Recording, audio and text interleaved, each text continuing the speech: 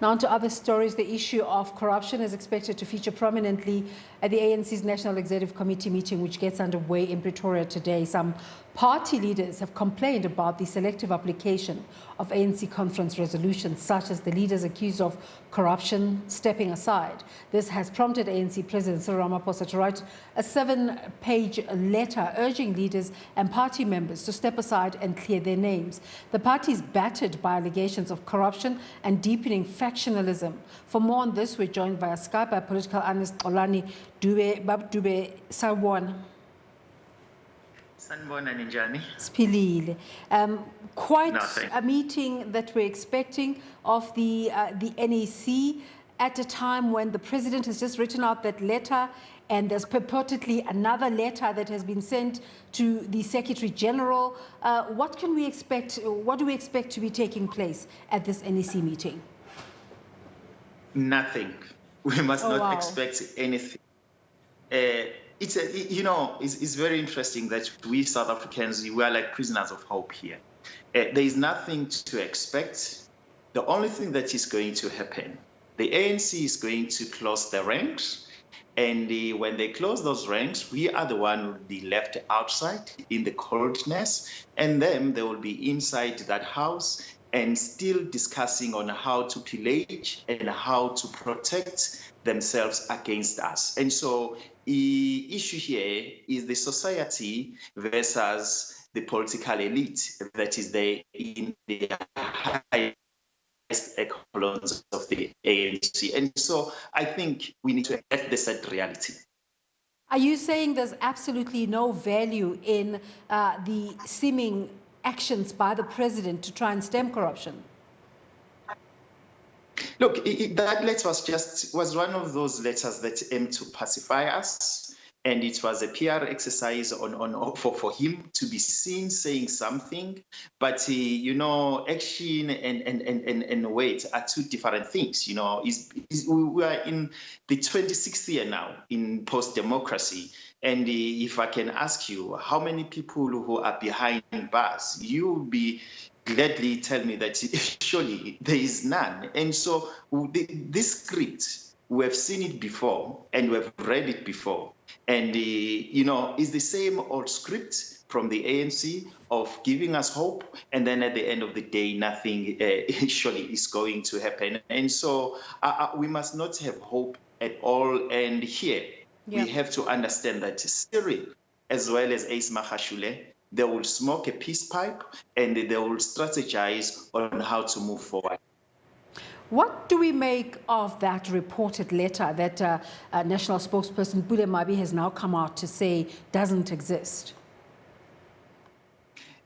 Truth in the ANC is like a mirage. ANC and the truth do not mix anymore, and we will never know the truth now, because even the Integrity Committee that is supposed to come out and tell us that was there a letter or not is mute. And so, we are in a whirlpool of confusion as South Africans. And unfortunately, ANC is pillaging the currency that they have to the South Africans, of which is trust. And we are seeing that now. ANC is no longer sympathetic to the realities that are facing millions and millions of South Africans who, at the end of the day, tend to vote for this ANC. And so ANC has forsaken us. We are stranded, we are cold, we are angry, we are confused. But definitely, what I can tell you, Tepiso, the ANC is taking us to the hellhole through their confusion and through their evil deeds.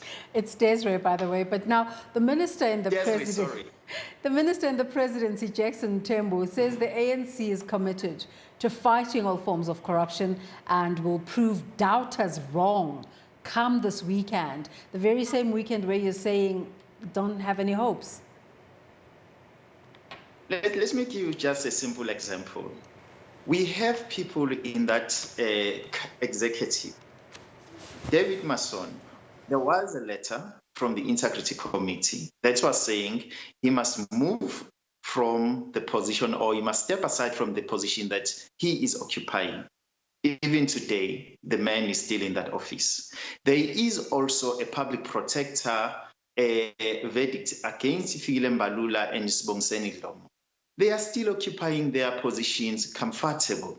And also, you must remember that in KwaZulu-Natal, there are lots of people, as well as in the Eastern Cape, who are tainted. But those people are still occupying their offices comfortable. It was the ANC towards Nasrec that told us how evil is Supra as well as Faith Mutambi.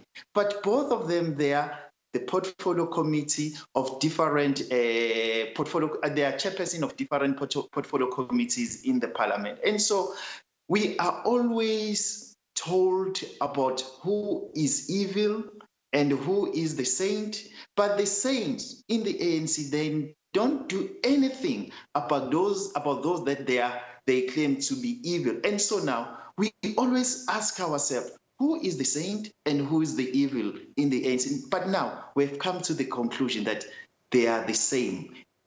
It's the strategy of protecting each other, and it's us who will always be at the receiving end, we, the South Africans. And so it's the sad reality, again, there is nothing, Desiree, to expect from this meeting that they are going to have over this weekend.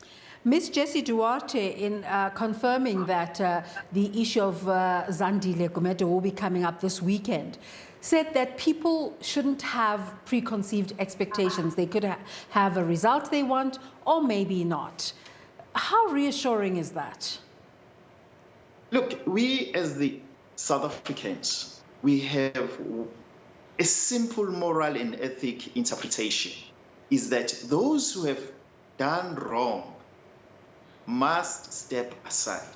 But the ANC always justify and debate the morals and the ethics, And so our morals and ethics, to a certain extent now, are different from those ones that are of the ANC. And so one can say, Mamu Zandile, if we talk in political terms, possible was a decoy.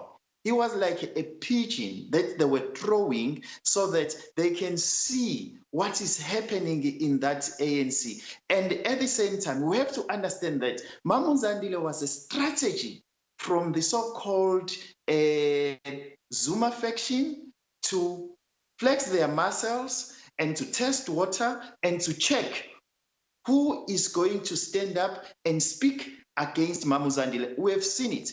None in the ANC who stood up and speak against Mamu Zandile. And so it's a clear indication that the Supers faction in the ANC is very powerful. And we have a president who is also compromised because of those concealed bank statements. And so here is a draw. If you deal with Mamu Zandile, also deal with the others equally, meaning that what ACE is saying, let's have a blind justice, because currently the justice led in the ANC has got one eye open. And so this is the problem that is happening in the ANC. Might have been used as a decoy. What do you think is the role of Andile Lungisa, who has resigned his position in the Nelson Mandela Bay Council, but is now suddenly very vocal? He wrote a public letter calling out for the resumption of an investigation into the funding of the CR17 campaign. What are we to read of this?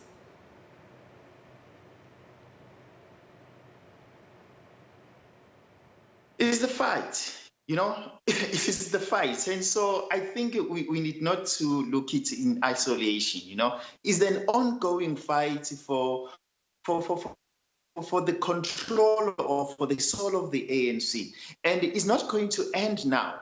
But very interesting here, we see the president being a loner. We see people thinking what's right. So outside, we are seeing, as we are saying, there is Andile Lungisa, and there was MKVA, Kevin Patwa, who was making statement, and there was also the issue of Mamu Zandile Gumede. And so it shows that the other faction in the ANC is willing to push, whereas the other one, it seems as if they are hiding somewhere. And so currently one can say unequivocally that the Zuma faction in the ANC has managed to grab the soul of the ANC. Because if you notice, it's only the external people who start to defend Cyril, is your political analyst, is your media, and the others who are saying, look, we need this president. But inside the ANC, those who were elected in the conference and those who are members of the ANC who are vocal so far, they are saying they don't need him. And the question that we have to ask ourselves, where are those who are saying we need this president, we voted for this president in Nasrec? Who is there to defend Cyril Ramaphosa? That's the question. Are you sure that the president is standing alone over the week? During the week, we saw media reports attributed to former Finance Minister Trevor Manuel, where he came out speaking almost the same language as the president and very strongly against corruption, but also saying something about 30 wasted years, to which the ANC responded by putting out a statement reprimanding him. That's why I'm saying it's only the external people now who are not within that crawl of the ANC or who are not in that NEC who are defending Cyril. Because I was going to be very comfortable, Desiree, if you were saying possible someone inside the NEC like Blade or Begin Jalinjali or anyone else in the ANC stood up and defended Cyril. You remember during the times of Thabo Mbeki and the times of Jacob Zuma that there were people who stood up and write letters and even go to the media defending the incumbent. But today, we have not seen that. A lot to talk about, but time not allowing. Just one final question. What action should the ANC take to self-correct when dealing with those in government positions with tainted images? Look, you know, that's why I'm saying who shall throw or who shall cast the stone first, you know, because if the whole set is full of rotten potatoes, I think it's up to us as the public. What do we do with it? It's no longer up to the ANC, but it's up to us because it's us who place them in these positions of responsibility. And so it will be very wrong to ask the organization that is dragging us to the hole to save us or to save itself. But we have to ask ourselves, what is there for us to save the future of the next generation? Because our future has already been devoured by the ANC. Let's thank you again for talking to us. We'll be watching out to see what outcomes come of that meeting that's supposedly not going to have any really significant outcomes. Xolani Dube is a political analyst talking to us there ahead of the, well, it started today, the ANC NEC meeting, which we'll be watching to see what comes out. Thanks for watching today.